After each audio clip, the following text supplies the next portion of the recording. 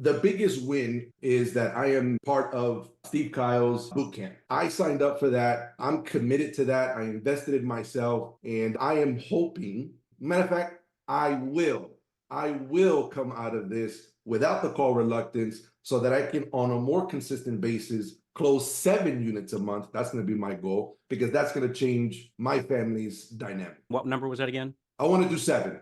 7. Good for you. Hey, I want you to change that. I'm going to do 7. What month? Make a claim. I'm going to do 7 in July. Brother, we got you. So let me ask you this, because you just made a public declaration here to your brothers and sisters here that I'm doing 7 in July. Is there anything you need to do different, or is it just continuing the momentum that you got? I definitely have to make my calls. How can you make sure you fulfill that promise? Staying on the path with Steve Kyles, making sure that I'm on call stars twice a day so I can make sure that I'm leveraging that and get to that goal. Brother, there is zero chance that you won't hit your 7. You do that.